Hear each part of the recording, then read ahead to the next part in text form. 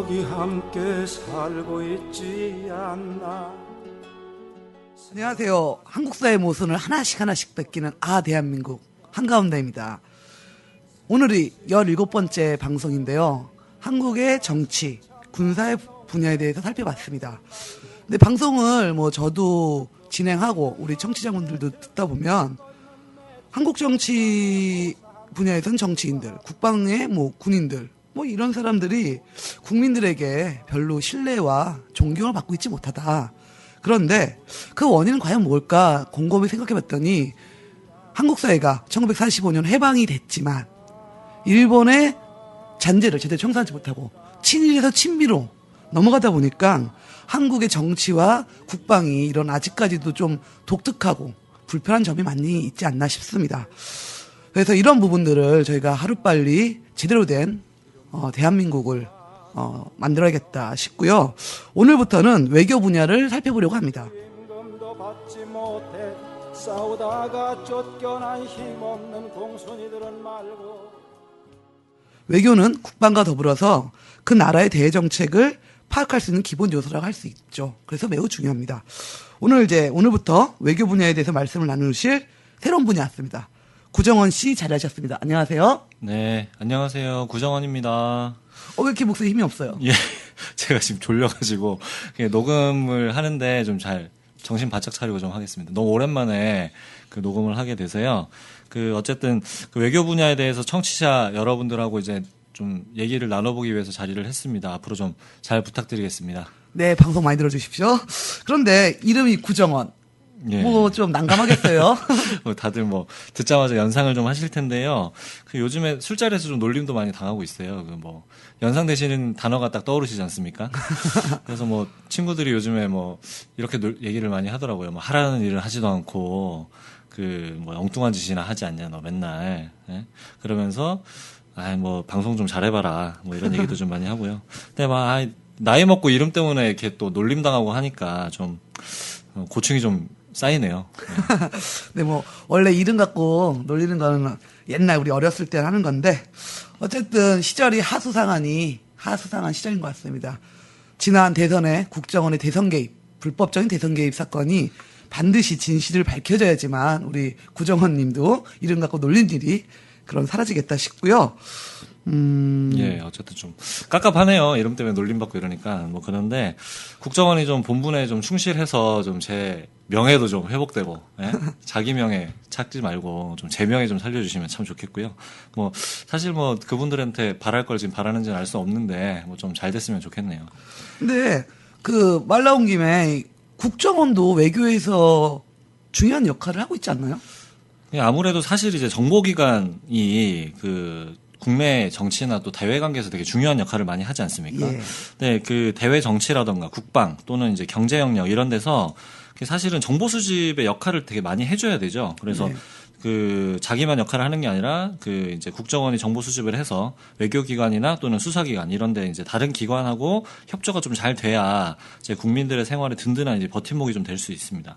예를 한번 들어보면 열심히 일하는 이제 국내 기업의 신기술 이런 유출 사건들이 가끔 일어나지 않습니까? 네네. 해외 기업들이 국내에 들어와서 이제 이를테면 뭐라고 할까요?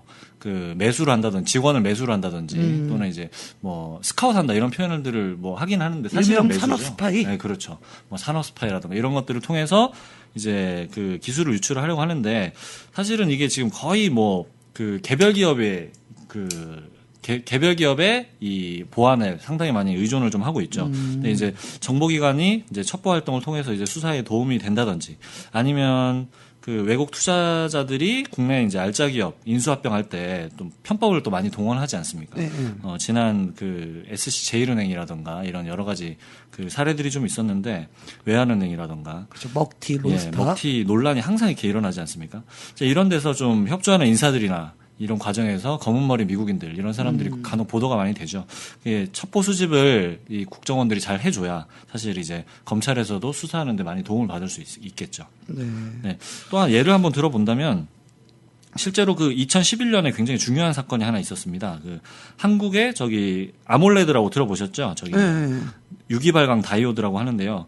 이게 이제 그 요즘에 스마트폰에 다 쓰이지 않습니까? 네. 그 이 제조 공정 기술하고 원가 정보 같은 이 고급 정보가 사실 중국의 이 BOE 그룹이라는 곳이 있었어요. 여기서 이제 유출이 됐습니다.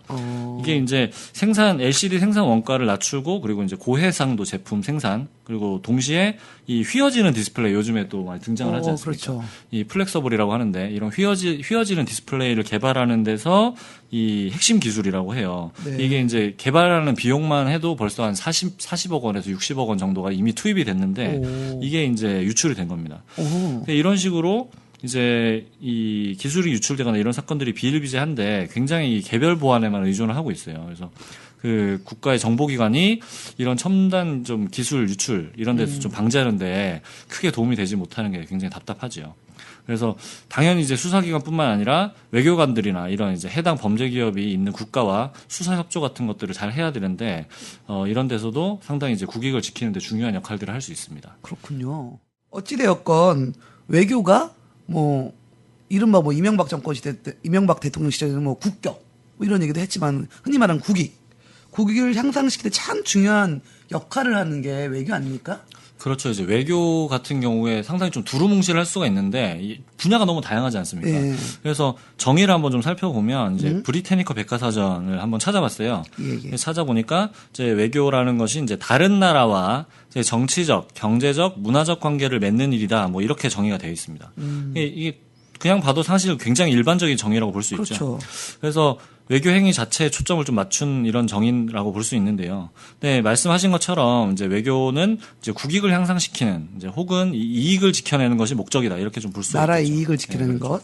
근데 이제 외교를 주권 국가가 다른 나라와 평등한 관계에 입각해서 서로를 존중하며 호혜적으로 이익을 도모하는 하나의 수단이다. 좀 이렇게 보는 것이 조금 더 명확하고 좀 목적이 드러나는 그런 정의가 아닌가 이렇게 좀 생각이 들고요. 네, 그렇습니다. 네. 그래서 외교는 언제나 국익이라는 단어가 항상 이렇게 좀 같이 다니는 것 같은데 그런데 국익이라는 단어가 때론 논란이 많이 돼요. 그렇죠. 네. 그 외교가 아무래도 이제 국가 사이에 이루어지는 일이다 보니까 이제 화기애애한 겉보기와는 달리 굉장히 첨예한 이해관계 대립이 항상 이제 벌어지게 되죠. 그렇죠. 근데 여기서 이제 국익이 구체적으로 뭐냐 이런 얘기들을 많이 하십니다. 흔히 이제 정치인들이 맨날 뭐 국익 하지 않습니까? 네. 근데 실제로 이제 국익은 국가의 이익을 줄임말 이렇게 좀 볼 수 있겠죠. 근데 이제 뭐 국가의 이익이라고 해도 사실 분명하지가 않습니다. 그래서 국가의 구성원이라 할 수 있는 이제 국민들의 이익 좀 이렇게 보는 것이 조금 더 구체적이지 않을까 좀 이런 생각을 좀 해보는데요.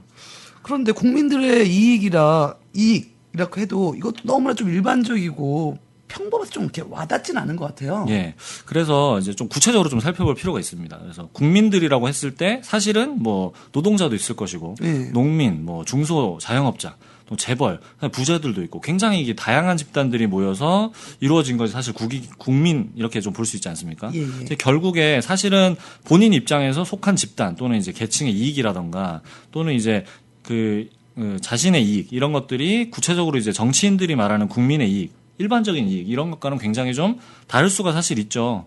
그 대표적인 사례가 얼마 전까지 굉장히 논란이 많이 되었던 이제 한미 FTA 이런 사례들만 봐도 굉장히 하나의 사례를 가지고도 많은 사람들이 다르게 이해관계가 대립이 되는거나 이런 것들을 좀 확인해 볼 수 있을 텐데요.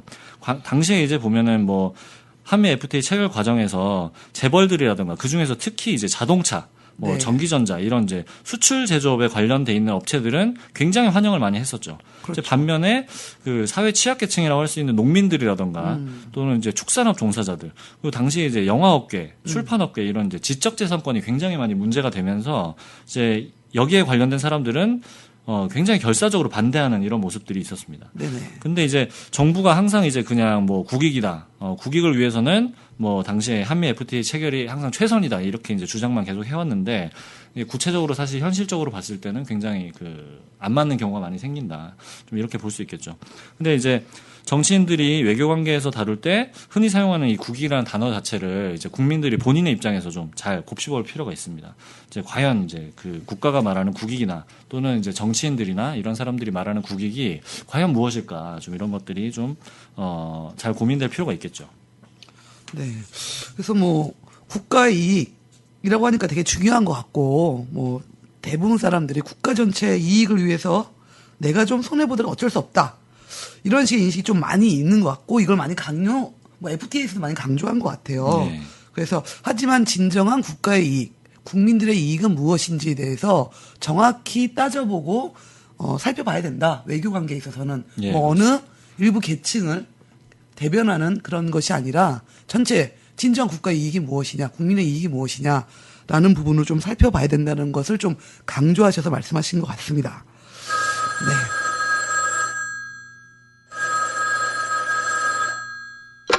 듣고 있자니 참나. 그 무슨 말을 하고 싶은 거요?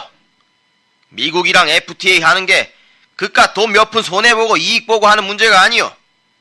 한미 FTA가 잘 돼야 동맹도 더 튼튼해지고 안보도 잘 되는 건데 생각 짧은 양반들 같으니라고. 농민들 손해본다니까 정부에서 지원 방안도 다 마련해준다고 했는데 지금 괜히 그런 경제적 손해 따질 때가 아니란 말입니다. 그 한미 FTA 협상하는데 괜히 노조 같은 빨갱이 좌파 단체에서 정부 하는 일에 딴지나 걸고 말이지. 그 국론 분열 일으켜서 결국 좋아할 건 북한밖에 없는데 무슨 당치도 않는 소리를 짓거리나. 한심한 양반들. 아이고, 전화가 왔어요. 저희는 맨날 이렇게 전화를 해주시는데, 좀 흥분하셨네. 우리 듣던 분이 좀 흥분하셨는데, 이런 논리도 진짜 많이 있는 것 같아요. 안보를 위해 경제적 손해를 감수해야 한다. 그것이 국익을 지키는 것이고, 현명한 외교다. 특히 대한민국 사회에서는 이런 얘기가 좀 많이 나오는데, 이거에 대해서 좀 정확히 좀 해명 좀 해주시죠. 네, 많이들 들어보셨을 것 같아요. 이런 논리에 대해서. 좀, 다시 보자면, 안보를 위해서, 우리가 좀 손해를 감수해야 된다. 이런 얘기들을 많이 하시는데, 분단 때문에 좀 발생하는 문제인 것 같아요. 그래서, 분단 때문에 북한과 군사적으로 대치하고 있는 이런 현황, 그렇죠. 이런 상황에서 이제 안보가 굉장히 중요하게 부각이 되다 보니까, 이제 우리나라에서 굉장히 경제적 이익이나 이런 데 조금 손해를 보더라도, 안보에 더 투자를 해야 된다. 이런 식의 논리들이 굉장히 많습니다. 아까 이제 제가 외교가 평등하고 호혜적으로 이루어져야 된다. 이렇게 좀 말씀을 드렸었는데, 네네. 이게 사실은 굉장히 좀 이상적인 하나의 모습이라고 볼 수 있겠죠. 근데 현실은 사실 정반대지 않습니까? 근데 실제로 이제 외교관 뒤에서, 이 외교관이 힘을 발휘할 수 있는 그런 실제로 배경이 되는 것은 이제 각자 이 국가들의 경제력이라든가 군사력, 이런 것들이 굉장히 중요하게 작용을 하는 것이 사실이죠. 그렇죠. 말 그대로 이제 사실 외교라는 것이 하나의 전쟁이고 또 힘과 힘의 대결이다. 이렇게 좀 볼 수가 있을 것 같은데요. 이런 상황에서 이제 평등하고 상호간에 이익이 되는 그런 외교가 자체가 성립되기가 굉장히 어렵죠. 그렇죠. 그래서 반드시 이제 한쪽이 이익을 보게 되면 상대방의 손해를 반드시 보게 마련이다. 이런 것이 이제 외교일 것 같은데요. 그 과정에서 당연히 또 유무형의 압력이라든가 이런 것들이 상당히 많이 작용을 하고 있습니다. 한국 같은 경우를 좀 보면 이제 미국이 한국의 안보를 지켜준다고 주한미군이 현재 주둔을 하고 있죠. 네네. 사실 이제 미국이 주한미군을 만약에 이런 상태에서 빼겠다, 좀 이렇게 주장을 하면 네. 아까 이제 전화하신 분과 같은 분들이 사실 난리가 납니다. 그러지 그렇죠. 않을까요? 지금도 이제 안보를 위해서 경제 자체에 좀 손해를 봐도 된다 이렇게 좀 주장을 하고 계시는데 지금도 보면은 이제 전시작전권, 이 환수 논란이 아직까지 이어지고 있지 않습니까? 그렇죠. 제가 예. 군사분야 좀 다뤘죠. 예, 다룬 적이 있으신 것 같고요. 사실 이제 미국이 오히려 전시작전권을 계속 가지고 있어야 된다. 이런 게 더 좋다고 주장하시는 분도 계시고. 네. 상식적으로 이제 정상적인 국가라고 했을 때 군사주권이 없는 국가, 이런 게 정상적이다 볼 수가 없음에도 불구하고 한국의 어떤 특수한 상황, 이런 것들을 많이 강조를 하면서 이런 것들이 오히려 더 좋다. 이렇게까지 얘기를 하시는 분들이 굉장히 많습니다. 미국 입장에서 보면 이런 조건이다. 만약에 한국 국민들이 인식이 이렇게까지 생각을 해준다. 미국 입장에서는 굉장히 땡큐죠. 땡큐 말 그대로. 그래서 사실상 미국이 이 한국에게 안보를 가지고 협박이 가능하다. 이렇게 좀 볼 수도 있을 것 같아요. 미국 입장에서 좀 곱씹어 볼 필요가 있는 겁니다. 그래서 사실 미국은 이제 이런 구조를 이용해서 실제 한국 국민들에게 굉장한 상당한 경제 손해를 입히고 있다고 봐야 합니다. 아까 이제 전화하신 분도 말씀하셨죠. 안보 때문에 경제적 손해를 보는 것은 감수해야 된다. 이 말 자체는 한국이 경제적 손해를 보고 있는 것이 사실상 맞다라는 겁니다. 그래서 오히려 이제 그럼에도 불구하고 이제 이런 손해를 오히려 감수해야 된다 이렇게까지 생각하고 있으면 굉장히 답답한 노릇이죠. 이미 이제 군사 분야에서 살펴보셨을 것 같은데. 천천히 좀 말해주세요. 말 너무 빠르시네. 너무 제가 흥분해가지고 지금 전화 받고. 예. 네. 답답해 죽겠습니다. 이게 사실 보면 이 근본 원인 자체가 이 60년이 넘게 이어온 이 불평등한 한미 동맹. 여기 네. 있지 않겠습니까? 그렇죠. 예, 언제까지 이 불평등한 관계 때문에 이런 손해를 감수해야 하는지 정말 좀 답답하지 않을 수 없고요. 그 사실 군사 주권을 넘겨준 대가가 이 정도로 혹독하다 좀 이렇게 볼 수 있을 것 같습니다. 만약에 이제 한국 외교 역량이 튼튼하다 네. 이렇게 좀 본다면은 사실 이 대통령들이 역대 대통령들이 굉장히 입버릇처럼 말하는 게 있지 않습니까? 자주 외교다, 그렇죠? 네. 실용 외교다 이런 얘기들을 굉장히 많이 했습니다. 뭐 사실 이명박 대통령도 굉장히 강조를 많이 했었죠. 실용 외교. 네. 근데 이런 불평등한 관계가 극복이 된다라면 모르겠는데 사실 이제 이런 된다면 좀 일방적인 손해 이런 것들은 좀 어느 정도 해소가 될 수 있겠죠. 근데 분단이 극복이 되고 좀 자주국방 이런 부분들이 사실 이루어지지 못하면 근본적인 해결이 좀 되기 어렵지 않겠습니까?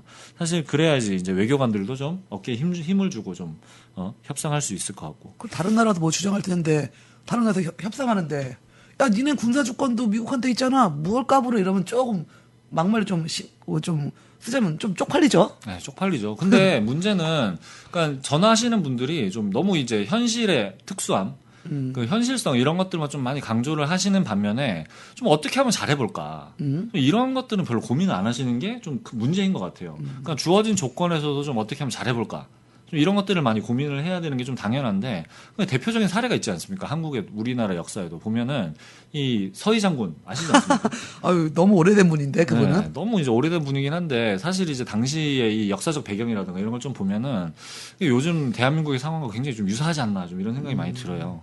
좀 말이 나온 김에 좀 말씀을 드려보는데 이 전화하신 분도 들어보셨을 것 같아요. 당연히 이제 고려시대 유명한 장군 중에도 한 분이죠. 아니 요즘은 뭐 20대 이런 친구들 모를 수 있어요. 국사를 안 배우잖아요. 아, 네. 그러니까 우리 좀 자세히 설명해 주셔야 될 것 같아요. 맞습니다. 요즘에 뭐 국사 이 논란도 굉장히 국사책 뭐 새로운 국사 교과서 나오는 난리도 아니던데 요즘. 좀 자세하게 좀 설명을 드릴 필요가 있을 것 같습니다. 이 보면은 서희 장군의 유명한 외교 담판 이렇게 좀 기억이 많이 될 텐데 이 당시에 이제 993년이었어요. 1000년이 넘은 얘기죠, 사실. 그렇죠. 네. 근데 이제 고려가 처한 상황이 굉장히 지금과 유사했습니다. 이 군사적으로 동북지방에서 굉장히 크게 일어났었던 민족이 이제 거란족이 있었죠. 네. 이제 거란족이 당시에 이제 소선영이라는 장군을 보내가지고 이제 고려를 굉장히 위협을 많이 하고 있었습니다. 그래서 근데 이제 고려 자체는 굉장히 군사적인 대응 태세가 취약했었죠. 그래서 당시에 이제 조정의 대신들이 네. 아예 뭐 항복을 해야 된다. 그리고 뭐 한반도 북쪽 영토를 떼어서 바치고 합의를 봐야 된다. 뭐 이런 이제 주장들을 막 했습니다. 근데 이제 굉장히 사대적인 이런 모습들이 보였었는데 당시에 이제 임금이었던 성종 임금이 별로 뾰족한 수가 없었던 것 같아요. 그래서 적당히 이제 영토를 떼어주는 쪽으로 이제 마음을 좀 굳혔던 이런 과정이었는데 이때 이제 서희 장군이 이제 혜성처럼 나타났죠. 그래서 서희 장군이 이제 성종 임금에게 이제 직언을 합니다. 당시에 이제 거란의 소선령의 약점 이것들을 좀 파악을 한 후에 네. 이 단판을 한번 내가 지어보겠다. 좀 이렇게 제안을 하면서 당시에 이제 고려와 거란 이 사이에 위치한 여진의 관계들을 굉장히 잘 설명한 다음에 이 거란과의 외교관계 수립을 위해서는 여진족을 몰아내는 게 필요하다. 뭐 이런 식의 설명을 했어요. 그래서 이제 당시에 소선령을 설득을 하게 되죠. 이런 과정에서 이제 서희 장군이 거란의 침입을 막아내는 것을 하나의 이제 이익을 얻고 또 한편 당시에 이제 고려 국경이 굉장히 남쪽으로 내려와 있지 않습니까? 예. 이제 이런 과정에서 압록강 동쪽 280리에 달하는 강동육주 이 강동육주를 개척해내는 또 다른 성과까지 올리는 이런 굉장히 중요한 성과를 올렸었죠. 이 사례가 이제 외교의 힘을 잘 보여주는 사례다. 좀 이렇게 볼 수 있는데 이 보면은 사실 이제 오히려 지금 한국 관료들 같은 경우에 굉장히 미국의 저자세로 일관하는 것이 사실 문제지 않습니까? 그렇죠. 해법을 찾자면 또 얼마든지 좀 찾아볼 수 있을 것 같은데요.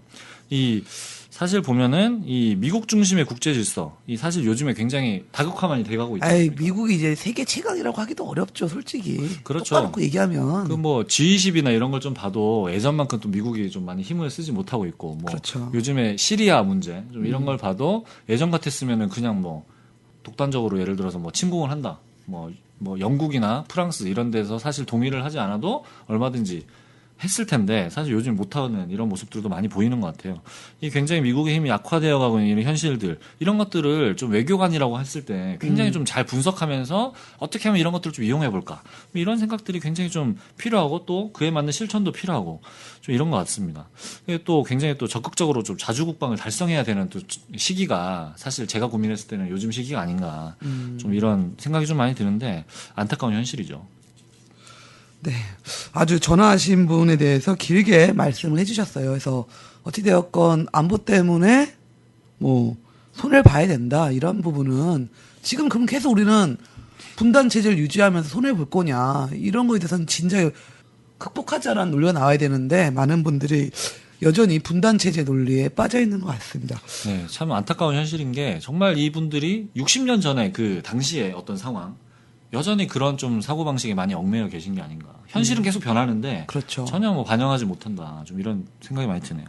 그래서 이제 자연스럽게 우리가 이제 한국 외교에 대해서 좀 얘기를 나눠볼까 해요. 그래서 어찌되었건 우리나라 대한민국이라는 나라의 특성상 외교는 상당히 중요해 보인다. 지정학적 위치 여러 가지 속에서 역사적으로 예. 봤을 때 좀 그런 부분에서 조금 설명 좀 해주시면 일단 왜 중요한지. 네, 그렇죠. 사실은 뭐 세계 나라들 중에서 뭐 자기 나라 외교가 중요하지 않다 이렇게 사실 보는 나라는 없겠죠. 그렇죠. 근데 이제 한국이 처해 있는 여러 가지 현실들을 봤을 때 유달리 한국에게 정말 외교는 정말 중요하다. 좀 이렇게 볼 수가 있겠는데 조금 전에 말씀드린 것처럼 이제 한국이 분단 국가지 않습니까? 네. 그러면서 기본적으로 군사적인 긴장이 매우 높은 이런 상황에 60년 동안 계속 놓여 있습니다. 네네. 이게 아무래도 이제 외교에서 군사적인 측면이 끊임없이 부각될 수밖에 없는 그런 구조를 갖고 있다 보니까 또 중요한 측면이 하나가 있죠.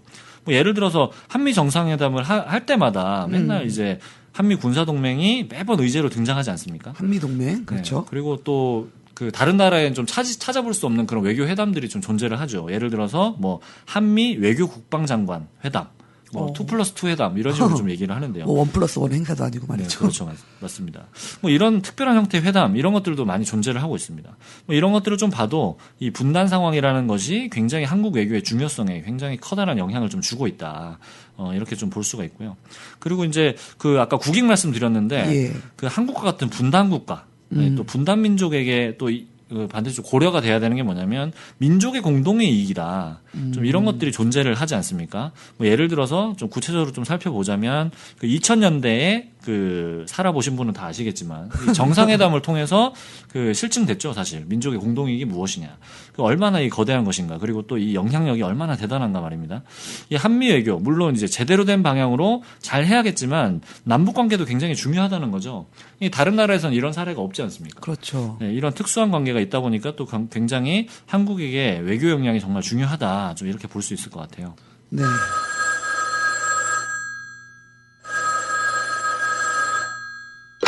공산주의랑 자유민주주의가 대결하고 있는데 민족 공동이익이 어디 있나요? 그 남한이 남북 경협하면서 다 퍼진 거 아닙니까? 그 돈으로 핵무기 만들고 체제 유지하고 있는 것이 북한이고요. 그 괜한 민족 감정 부추기지 말고 냉정하게 바라봐야 합니다. 방송 내용이 너무 선동적이에요. 네, 전화하신 분 또, 우리, 아직까지 특히 올해 들어선 더 그런 것 같아요. 최근 몇 년간 북 얘기만 나오면 민감해지시는데, 대외 관계에서 민족 공동이익은 없다. 어떻게 보십니까? 네, 이게 퍼주기 논란 이런 걸로 굉장히 좀 많이 부각이 돼 있죠. 네. 근데 이게 사실은 따지고 보면 별로 그렇지 않은데 좀 구체적으로 살펴보겠습니다. 민족 공동의 이익이다. 추상적으로 좀 들릴 수가 있어서 이게 사실 이제 좀 구체적으로 보면 이제 개성공단 같은 경우 좀 살펴볼까요? 현재 이제 얼마 전에 중단됐다가 다시 지금 재가동 중에 있지 않습니까? 네네. 이제 이 123개 기업, 이 중소기업이 지금 현재 들어가 있습니다.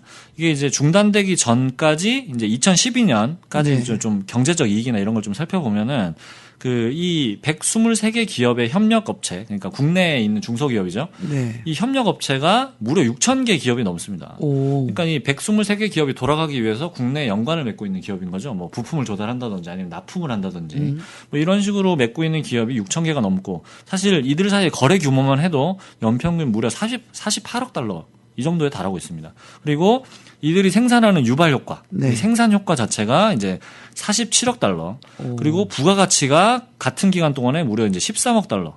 그러니까 새로 생산된 가치인 거죠. 네. 이 정도로 이제 경제적 효과가 굉장히 많고, 그리고 이제 북측 근로자가 굉장히 많이 근무를 하고 있잖아요. 현재 네네. 이제 5만여 명이 달하고 있는데, 이게 통계를 보면은 북측 근로자가 이제 10,000명 정도 늘어날 때 한국 이제 국내 경제의 고용 효과가 한 절반 정도, 오. 5천 명 정도가 계속 늘었다는 거예요. 아, 거기서 생산하는 게 많아지니까 협력업체나 일할 그렇죠. 사람이 필요한 것 예, 같다는 아까 거죠. 이제 말씀드렸다시피 6천 개의 협력업체가 있지 않습니까? 이런 데서 고용이 증대가 되는 거죠. 네네. 그러면서 이제 한 절반 정도의 그 고용 효과가 한국에서도 창출이 됐다. 이렇게 좀 볼 수 있을 것 같고, 이제 이 정도면은 사실 퍼주기다 이렇게 좀 보기가 어렵잖아요. 그렇죠. 그리고 이제 금강산관 같은 경우도 사실은 굉장히 현대아산 이런 기업들에게 사실 이제 지금도 많이 중단이 돼 있어서 안타깝긴 한데 네. 현대아산이 지금도 이 중단된 지 벌써 몇 년이 지났습니까? 여전히 사업을 포기하지 않고 계속 하려고 지금 하잖아요. 네네. 이제 그만큼 이익이 많았다라는 건데 좀 구체적으로 살펴보면 10년 동안 그러니까 이제 98년도부터 2008년까지 이제 진행이 됐었는데 그렇죠. 이제 남쪽에 이제 경제적 효과만 해도 한 2천억 원 정도의 경제적 파급 효과가 발생이 됐었고 또 이제 일자리 창출만 해도 2천여 명의 일자리가 이제 창출이 됐었습니다. 기업 하나에 이제 2천여 명이 이제 창출이 됐던 거죠. 관련 이제 관광사업 종사자들이나 이런 부분들까지 확대를 하면 더 많이 이제 고용이 됐을 거다 이렇게 좀 추정이 가능할 건데요. 이제 사실은 뭐 이게 이제 경제적 효과만 지금 본 거지 않습니까? 그렇죠. 한 번쯤 금강산 가보신 분들 저 아시겠지만 가봤습니다. 아, 가보셨죠? 그죠? 네. 어떠셨습니까 이게? 금강산 관광 가는데 육로로 가다 보니까 네. 고성 가장 이제 우리 흔히 말하는 네. 추리경 거기 있는 우리 주민들도 관광 산업을 발달하시고 일단 금강산 가면은 우리가 뭐 금강산 찾아가자 12,000 뭐 이런 것처럼 산세도 수려할 뿐만 아니라 같은 민족으로 느끼는 아 남과 북이 다르지 않구나 네. 뭐 이런 느낌 받죠. 그렇죠. 이게 이제 말씀드리자면 뭐 사회문화적 효과다 이렇게 좀 볼 수 있겠죠. 그렇죠. 예, 경제적 효과를 이제 돈으로 만약에 계산을 한다면 이제 무형의 효과. 그러니까 한국이 이 분단 국가라는 게 어쨌든 이제 통일을 지향해 나가는 특수한 관계지 않습니까? 이제 이런 과정에서 사실은 이제 충분한 이제 교류 협력 과정에서 생기는 이제 무형의 효과라는 게 분명히 존재를 한다라는 거죠. 이게 다들 가보신 분들은 다 아실 거라고 이렇게 좀 생각이 들고요. 이게 훨씬 더 크다라는 거죠, 사실은. 그렇죠. 예. 그래서 이런 게 이제 명확하게 드러나는 것이 남쪽에도 분명히 이익이 되고 있고 북쪽에도 이익이 되고 있다라는 거죠. 같은 이 하나의 사업을 통해서 이런 것이 바로 뭐 민족 공동의 이익이다. 이게 아니면 도대체 뭐라는 거죠? 그렇지 않습니까? 이걸 가지고 이제 퍼주기다 이렇게 얘기하는 게 굉장히 이제 좀 억지다 이렇게 좀 얘기를 할 수 있을 것 같고요. 이제 한마디로 이제 잘못된 평가다. 그래서 퍼주기라는 걸 이 말이 갖고 있는 뉘앙스를 좀 잘 보면은 기본적으로 상대방이 아무런 노력도 하지 않았는데 공짜로 무언가를 준다. 좀 이런 얘기를 약간 시혜적이죠. 그렇죠. 시혜적이다. 이렇게 좀 이런 뉘앙스를 갖고 있지 않습니까? 근데 뭐 다들 아시겠지만 개성공단, 금강산 관광 이런 이제 과정에서도 사실 북한 뭐 주민들도 다 거기서 노동력으로 일을 하고 있고 그다음에 이 북한 정부에서 당국에서 굉장히 많은 특혜를 사실 주고 있지 않습니까? 네. 이를테면은 그 개성공단 같은 경우를 보면 기업들에게 기본적으로 이 민족 내부 거래 관계다 이렇게 좀 설정을 하고 있죠. 그렇죠. 그래서 하나의 뭐 국가 대 관계로 설정을 해서 모든 뭐 세금 문제라든가 뭐 관세 문제라든가 이런 것들을 다 이제 그 북한이 예를 들어서 뭐 중국이라든가 이런 국가들하고의 관계에서 만들어내는 그런 제도적 관계를 벗어나서 한국 기업들에게만 특별히 적용해주는 여러 가지 특혜들이 있다라는 거죠. 이런 이제 특별 대우를 충분히 받고 있습니다. 덕분에 이제 기업들이 상당한 이 부차적인 이익까지 올리고 있는 거죠. 이러다 보니까 지금 이제 개성공단 기업들도 계속 거기서 더 해야 된다. 아니면 우리 사실 망한다. 이런 식으로 네. 그 사장님들이 굉장히 많이 주장도 하시고 좀 그랬던 것 같고요. 이 사업을 벌이는 것 자체가 이미 굉장히 남쪽 기업들에게 상당한 이익이 된다라는 거죠. 이 뭐 특별한 이익도 안 되는데 못하러 이 중소기업들이 그 군사적으로 대처하고 있는 위험한 지역에 가가지고 그렇죠. 뭐 사업을 하겠습니까? 사실 이제 말이 안 되지 않습니까? 그래서 그 사업을 벌여서 또 이익을 얻으면 당연히 북한에게 또 대가를 지불하는 게 자본주의 시장경제 원리에도 맞는 거지 않습니까? 그래서 이런 것들을 가지고 퍼주기다 이렇게 좀 주장을 하는 거는 좀 앞뒤가 맞지 않지 않나 좀 이런 생각이 듭니다. 그리고 네. 또 그 굉장히 또 중요한 사실이 하나 있는데 네. 그 방금 또 경제적인 얘기만 좀 드렸는데 북한 입장에서 또 한번 생각을 해볼 필요가 있어요. 군사적인 지역이라는 거죠 여기가. 이제 개성과 금강산 사실 접경 지역이잖아요. 그렇죠. 그 한국에 한번 비교를 해본다면 파주와 뭐 이를테면 속초, 설악산 지역 뭐 이렇게 좀 비교를 해볼 수 있을 것 같은데. 특히 그리고 개성에서 평양까지 얼마 안 걸리잖아요. 그렇죠. 바로 목전이지 않습니까? 네네. 수도를 공략할 수 있는 그렇죠. 굉장히 중요한 목전이다. 이렇게 좀 볼 수 있는데 입장을 바꿔놓고 만약에 북한이 한국 정부에게 파주나 또는 뭐 저기 일산 이 근교에다가 공단을 내가 특구를 좀 내달라. 또는 뭐 설악산 지역을 우리가 가서 사업을 한번 해보겠다. 뭐 이렇게 만약에 제안을 한다면은 한국 정부가 과연 이걸 들어줄 수 있겠나?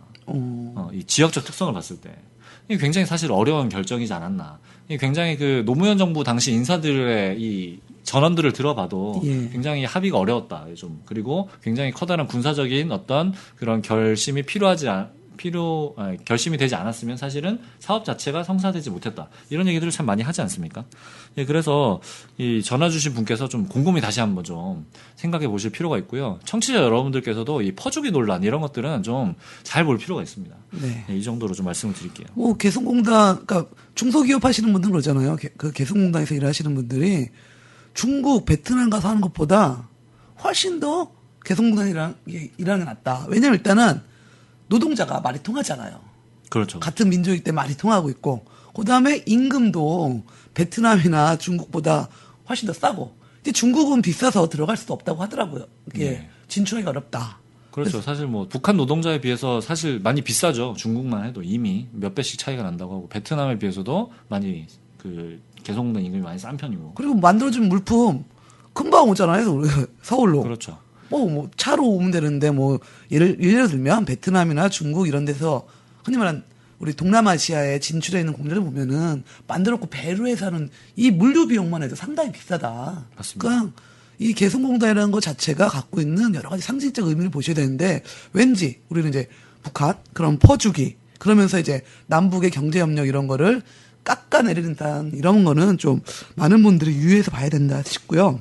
네. 어쨌든 뭐 그 외교의 중요성 이런 거 얘기하면서 지금 민족 공동 이익 이런 얘기가 나왔는데 어쨌든 이런 그 과정에서 국민들의 인식도 굉장히 중요하고 또 당연히 남북 관계를 다루고 있는 외교 관계 일꾼들 이런 사람들이 굉장히 또 역량이 중요하다. 외교 역량이 이렇게 좀 볼 수 있을 것 같습니다.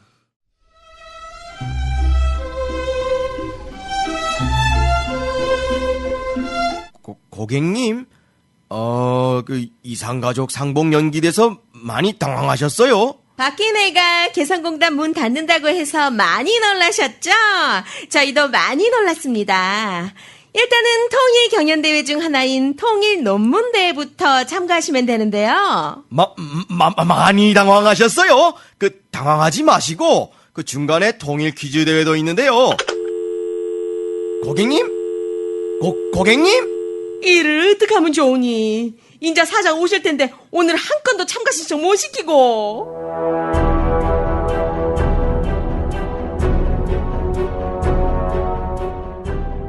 일 잘하고 있니? 오늘 몇 건이나 했니? 한 건도 뭐 했다고? 니 밥 먹기 싫으니? 상금 50만 원만 말하면 된다고 내가 몇 번이나 말했니? 제가 할게요. 느낌 아니까 50만 원 받아서 소맥 퍼마셔도 되죠? 이건 또 뭐야? 평양에 두고 온 수술 가방의 저자 오인동 박사 북콘서트? 이것도 제가 갈게요. 느낌 아니까 맨 앞에서 침 흘리면서 봐도 되죠? 14선언 6주년 기념 통일 경연대회 10월 5일 1시 용산 청소년 수련관으로 오세요. 느낌 아니까. 자세한 사항은 네이버 블로그 통일 경연대회를 참고하세요.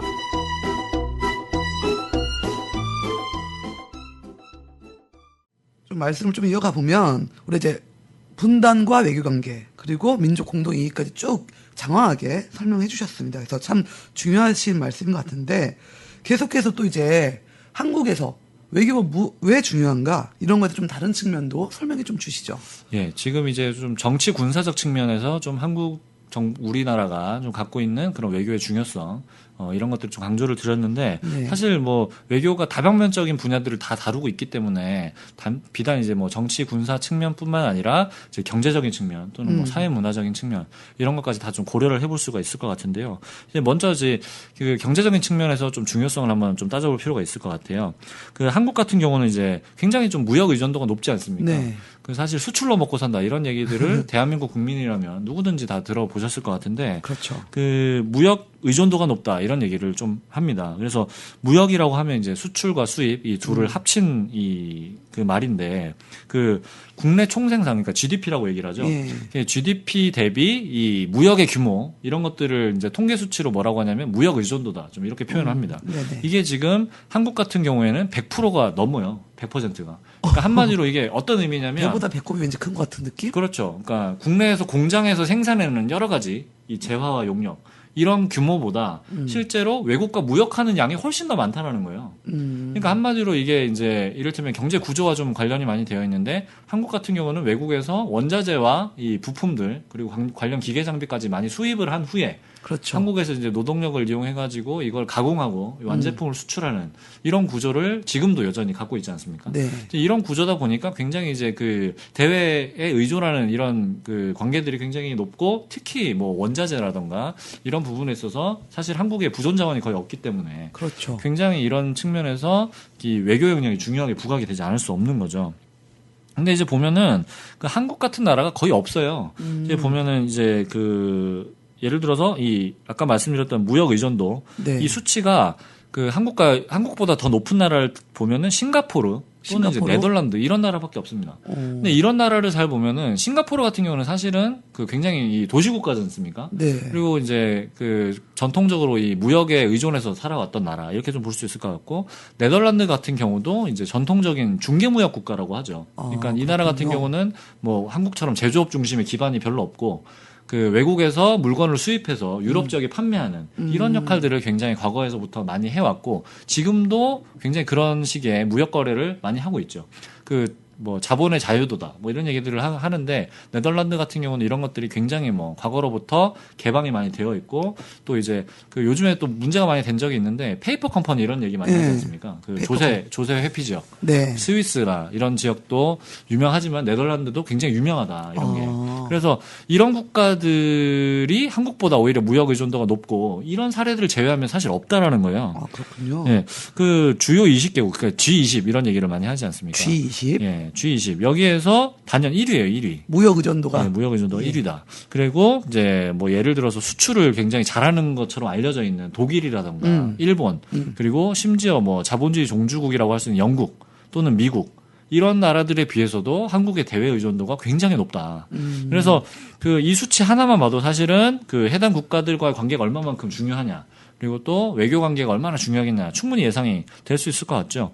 그 외교 관계에서 다루어야 되는 경제적인 역량이 굉장히 많습니다. 예를 들어서 뭐 무역 조건 그리고 교역 조건이라든가 뭐 관세 협상 이런 것들을 굉장히 많이 하지 않습니까? 그렇죠. 그리고 이제 국내 기업들이 뭐 해당 국가에 진출을 하기 위해서 그 나라에 뭐 투자를 하기 위하다든가 이 굉장히 이제 정상회담 의제로도 많이 상정이 되고 그런 것 같이 이제 외교 관계에서 경제 분야가 또 굉장히 중요한 분야다. 그렇네요. 그 또 이제 보면은 이명박 정부 당시에 보면은 자원개발권 관련해서 굉장히 좀 얘기가 많았잖아요. 자원외교? 뭐, 예. 무슨 뭐, 어디죠? 아프리카의 무슨. 카메룬이었죠. 카메룬. 그 다이아몬드 광산. 그렇죠, 그렇죠. 그러니까 이런 그 사례들이 굉장히 많은데 이 자원개발권이 한국의 그 국민들 사이에서도 이미 잘 알고 있다라는 거예요. 네. 그러니까 우리나라는 자원이 없구나. 자원이 없기 때문에 외국에서 가져와야 된다. 이런 인식 자체가 굉장히 상식으로 하나의 상식으로 자리를 잡고 있기 때문에 국가 차원에서도 자원 외교라든가 이런 것들을 강조를 하는 거죠. 이 매우 중요할 수밖에 없다 이렇게 좀 볼 수 있는데 그 이런 것들 때문에 사실 뭐 트러블도 많이 일어나지 않습니까? 뭐 방금 말씀하셨던 것처럼 뭐 이명박 정부에서 자원 외교라고 해서 뭐 실용 외교라는 걸로 포장한 다음에 일을 많이 벌이다가 사기로 이렇게 판명이 나고 네? 거짓으로 밝혀진 그렇죠. 네, 이런 사기들이 굉장히 많습니다. 뭐 몇 가지 좀 사례를 들어보면 그 이제 한국이 좀 석유가 없기 때문에 그 당시에 이라크 파병 문제 관련해서 네. 그 이제 쿠르드 지역 여기에 이제 원유 개발 사업권을 따내기 위해서 우리가 파병을 해야 된다. 뭐 이런 논리도 하나 있었어요. 그렇죠. 그리고 이제 그 카메룬 다이아몬드 광산 방금 말씀하셨던 거죠. 네. 유명한 사기 사건. 네, 이 사기 사건이라던데. 그 다음에 또 그 이명박 대통령이 이런 얘기를 하기도 했죠. 호주에서 우리가 석탄을 캐와야 되는데 그 한국 청년들이 이런 데다가 많이 가서 일을 해야 된다. 그 70년대 이 독일에 그 그죠? 뭐 그때 광부들 가서 열심히 일하시고 독일의 광부 그리고 간호사 파견했던 네. 이런 사례들을 얘기하면서 한국의 청년들이 진취성이 떨어진다. 이런 얘기를 하면서 호주 석탄 광산에 가서 일을 많이 해야지 된다. 그래서 이거 뭐 해외 인턴 이런 제도를 도입을 한다. 이런 얘기들이 굉장히 많았습니다. 그러니까 뭐 이런 좀 안타깝다고도 볼 수 있고 좀 의아스럽다 또는 사기다 이런 사건들이 많이 비일비재한 것 자체가 결국에는 이제 뭐 자원을 해외에 의존하는 이 한국의 경제 여건 이런 여건과 굉장히 깊이 관련이 있고 또 이제 이런 경제적 요인 때문에 외교 관계 자체가 또 굉장히 중요하다 이런 이제 국민들의 공통된 인식이 있기 때문에 또 이런 일이 또 가능하지 않나 한마디로 뭐 국민들의 상식에 근거해서 사기를 친다 이렇게 좀 볼 수 있겠죠. 네. 네. 경제적인 측면 좀 이렇게 좀 살펴볼 수 있을 것 같습니다. 그리고 뭐 아까 말씀드렸다시피 좀 사회 문화적 측면 아까 좀 말씀드렸지 않습니까? 네. 그 예를 들어서 뭐 이런 게 있습니다. 그 요즘에 뭐 해외여행 안 가보신 분이 거의 없으실 텐데 네. 그 해외여행 규모가 벌써 1,300만이라고요. 오. 한국의 1년의 해외여행의 규모가. 저는 뭐 갔다 온 지 좀 오래된 것 같아요. 신혼여행 뭐 간 다음에는 나갈 일이 없어서 좀 한번 나가보고 싶기도 하고. 저는 해외 나가본 적이 없습니다. 아유 금강산 갔다 오셨다면? 금강산은 해외라고 볼 수 없죠. 아 용로로 갔다 오셨죠? 그렇죠. 아 저는 예전에 갔을 때 그 배를 타고 가서 예, 바다 건너 가셨죠? 저희는 오로지 바다 건너간 건 제주도입니다. 예, 제주도도 안 가보셨나요? 제주도뿐이 안 가봤다. 아 제주도밖에 안 가보셨다. 네. 여권이 필요한 데를 가본 적이 없습니다. 아 여건이 그렇죠. 사실 뭐 제주도 갔다 와도 뭐 해외여행 갔다 이렇게 좀 주장하시는 분들이 간혹 계시긴 한데 어쨌든 뭐 해외여행 규모가 1,300만이다. 상당한 규모지 않습니까? 그렇네요. 그리고 이제 재외동포라고 하죠. 네. 이민 가신 분들이 또 많이 늘어나가지고 이 과거로부터 많아서 700만 명이 넘었다 그래요. 그리고 뭐 요즘에 유학도 하도 많이 가다 보니까 그렇죠. 유학생도 15만 명. 그러니까 이 규모 자체가 이 세계 이 각국과의 이 뭐라고 교류 관계 이런 규모 자체가 엄청나게 증대를 했다라는 거죠. 이 그만큼 이 재외 국민들, 이 체류하는 국민들에 대한 안전 보장 그리고 이 서비스 제공 이런 측면들이 굉장히 또 부각이 될 수밖에 없겠죠. 이런 것들을 하는 기관들이 이제 재외 공간에서 또 많이 하게 될 텐데 이 각 나라의 재외 공간 업무가 중요해질 수밖에 없습니다, 그죠? 그렇죠. 그리고 뭐 이 규모 자체가 늘어나다 보니까 뭐 사건 사고들도 많이 일어납니다. 뭐 요즘에도 좀 발생을 했던 것 같은데 뭐 한국 선원이 소말리아 해적에게 피랍이 됐다. 아, 뭐 이런 사건. 최근엔 안 나오죠. 계속 있었죠. 네, 그렇죠. 이런 사건들이 드문드문 계속 발생을 하고 있고 또 이제 그 안타까운 사건들도 있었는데 뭐 예전에 이제 그 선교 사업 때문에 이라크 또는 아프간 이런 데 네네. 방문했었던 그 분들께서 납치당하고 또 그 정말 또 그 안타깝게도 돌아가시고 이런 사건들까지 이제 발생을 한 적이 있습니다. 그 규모가 확대되다 보니까 또 이제 물론 발생한다 좀 이렇게 좀 볼 수도 있을 것 같고 물론 이제 사건의 원인을 구체적으로 따져보면 또 다른 측면이 있을 수 있겠으나 기본적으로는 이제 이 세계와의 교류 규모 자체가 늘어나다 보니까 또 이런 사건들이 일어나는 게 아니냐 좀 이렇게 이제 볼 수 있을 것 같고요. 당연히 또 앞으로도 당연히 교류 규모 자체가 확대될 수밖에 없을 것 같아요. 그렇겠네요. 이렇게 좀 보면은 그 사후적으로 안전보장 이런 측면들이 굉장히 좀 중요하게 되고 당연히 이제 해당 국가와의 어떤 그 협정이라든가 좀 이제 사건 사고를 방지하기 위한 노력들이 굉장히 좀 외교 역량 차원에서 중요하게 또 부각이 될 수밖에 없지 않을까. 그래서 이제 한국이 처해 있는 뭐 경제적인 측면 또 사회 문화적인 측면 이런 것들을 봐도 그 다른 나라들에 비해서 굉장히 중요한 이 외교적인 측면이 이 중요성이 많이 부각이 되고 있다. 좀 이렇게 볼 수 있을 것 같습니다.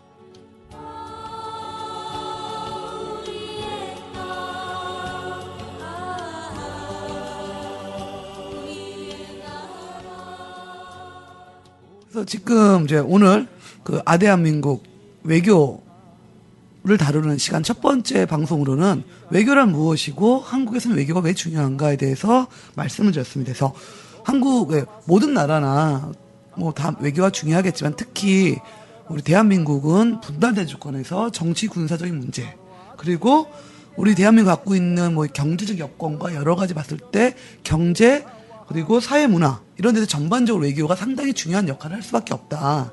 그리고 이런 것은 어쨌든 뭐 흔히 말하는 지금 글로벌 시대를 넘어섰고 뭐 이런 속에서 보면은 더욱더 이런 외교의 역할은 중요해질 수밖에 없는 시기인 것 같습니다. 그래서 이 외교를 실제로 담당하는 외교 역량, 그다음에 그 외교 정책 이런 부분들이 계속 더 중요해질 수밖에 없는 것 같아요. 그래서 이후에는 좀 오늘은 전반적으로 외교란 일반론적인 얘기를 나눴더라면은 다음 시간에는 한국이 이걸 실제 담당하는 외교 역량은 어떻게 구성되어 있는가? 뭐 잘하고 있나? 이런 부분에 대해서 좀 얘기를 나눠보도록 하겠습니다. 그래서 오늘 아대한민국 외교 분야 첫 번째, 한국에서 외교가 왜 중요한지, 그다음에 국익이란 무엇인지 갖고 이야기를 나눠봤고요.